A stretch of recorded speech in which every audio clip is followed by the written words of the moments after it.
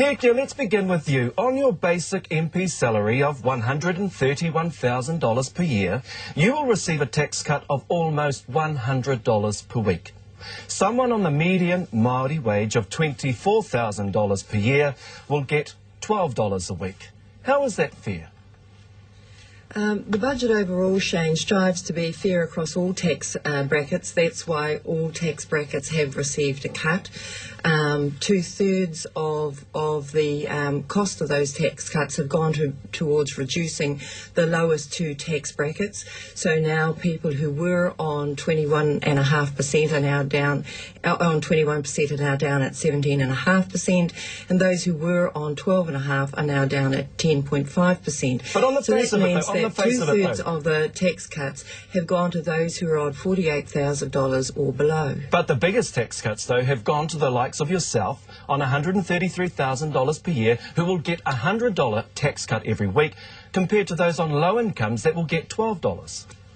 Well, tax is proportionate, isn't it? I mean, people on higher tax brackets are also paying more tax, and therefore, when the tax cuts are made, it is likely that they will get more cut. But the whole point of this budget is to try to restructure the tax system so there's greater incentives for all those earning to keep more of the money that they earn. And so, whereas a couple of years ago, those, for instance, who are on the higher tax bracket of 33%, they're now on 17.5%.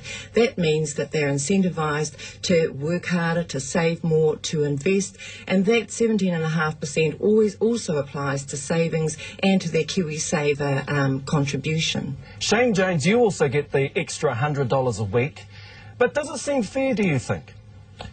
Well, let's cut to the chase. This is not a fair budget. It's not designed to be just or fair.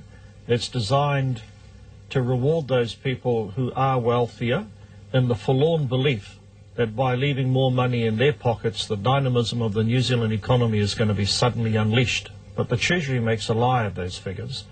The Treasury says that only a limited number of jobs are actually going to flow from the tax cuts. Less than 1% of economic growth is going to flow from the tax cuts, but the government hasn't hidden anything this time round. It's the budget that Ruth Richardson would have been proud to have implemented. This is designed to shift more of the burden for creating tax income on those people who have fixed income or low income, because they pay more of their weekly earnings to GST. But some would say it's a bit rich for now Labour to be complaining about these tax cuts when people obviously have been crying out for a tax cut for a very long time. And polls have suggested too over the last few days that people don't care that the government has to borrow money to fund these tax cuts. They want money, they want a tax cut. Shane Jones. Well, without a doubt, people that ask for tax cuts have got them. And the playing field is now well and truly demarcated as to how we'll fight the next election, because the tax cut strategy is premised on the notion the only thing hobbling New Zealand and its wealth-creating ability is tax. Now, we actually don't believe that. I don't believe that the vast majority of people buggering off over to Australia are leaving because of tax. They're leaving because of crappy wages, declining services, and you're going to see more of that under the current government. Hekia, if we can go back... Sorry, so I want to move on. If we have to go back to the median wage for Māori of $24,000 per annum, they'll get a tax cut of about $12 per week. But with the rise in GST, that goes down, that $12 tax cut goes down to $3.29. How is that going to help, for example, the family we just saw in our earlier story? Well, first of all, the rise in GST is going to be compensated for by a one-off contribution by the government when it is introduced. So for all those people who are on a benefit, for all superannuitants, for all students who have a loan, for all those families who qualify for working for the families contribution, they will be compensated for that GST increase. How? Can you tell us how? What do you mean by that?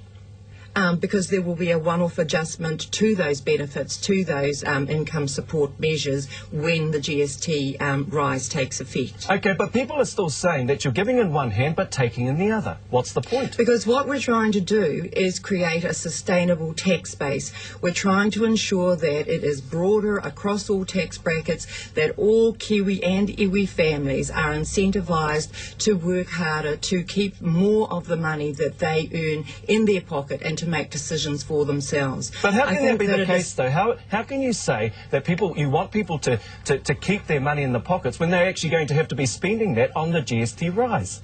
It doesn't make sense. Well, that's not true. Under this budget, everyone who is a taxpayer is going to be either better off or no worse off than they were before the budget.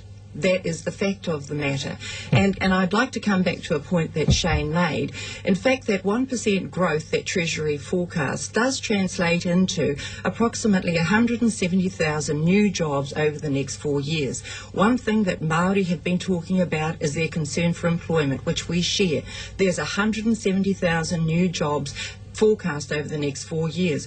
We've also funded 6,000 new job ops, which are for 16 to 24-year-olds. We know that Māori youth unemployment is particularly high, so that's an opportunity for that to be brought down. We've also put $91 million into early childhood education for communities that are not high participators, and regrettably that's particularly true of Māori. Okay, let's further talk about ECE, because Labour, Shane Jones, says that there are huge cuts for early childhood education. Mm-hmm. Well, you know, there's two ways to look at what the budget is endeavouring to do. At the tāpapa end, which I call the seed bed, the rangatahi, the kōhungahunga, the infant end, cuts are definitely being implemented, and that's very unwise because it's going to reduce the ability of families to send their kids to get the best start in education. But the government's made its cuts. They're running the show, so we'll have to fight that next year. And secondly, they are actually reducing the purchasing power of people in the tūnohunohu, in their declining years. So it's almost as if they're trying to take money from both of those ends and deliver it to a narrow range of taxpayers who admittedly do pay quite a bit of tax, but on the forlorn belief that we should be proud and not be envious, which I think was a pitiful thing for the Prime Minister to say. And this is not going to stop Māori families or Kiwis going to Australia. And that's the standard the government invited us to judge them upon. This budget will stop the Australian drift. Rubbish. Hekia? First of all, both those things that Shane's just said are patently untrue. In the early childhood sector, we are now spending 3 times as much in the last 10 years on the same number of children. What we're interested in doing is increasing the participation rate for Māori children. And the way that we've done that is twofold. One is to extend the 20-hour free allocation that the Labour government started to play centre and to kōhanga reo. And the second thing is we've put $91 million new into increasing participation by Māori preschoolers.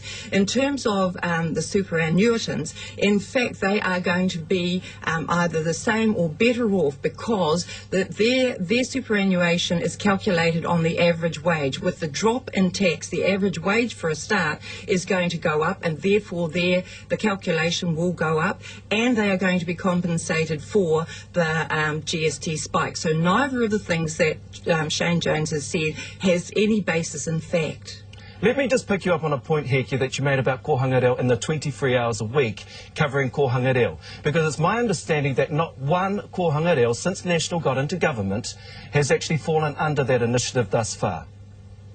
Well, I'm not aware of that, so I can't comment on that. I'm sorry. Shane Jones, let's go back to you. GST, Hone Harawira, he does not like the GST rise, and he says low-income families are going to suffer. You would agree with that, I dare say? Yeah, I mean, I can understand where Hekia is coming from, because she's got a difficult job to defend in the face of our people this noxious budget, which was designed for the Prince Parnell, the Prime Minister, etc. So let's cut to the chase. This is not a budget that is designed to alleviate socioeconomic pressure on Māori. It's in that Ruth Richardson mould that if you put more pressure on low-income whānau such as Māori, somehow they're going to become more dynamic. They're going to become more entrepreneurial. All they're going to do is worsen poverty. Hekia Parata, thank you for joining us in Wellington. Shane Jones, thank you also for joining us in Kaitaia. Kia ora, tēnā koe.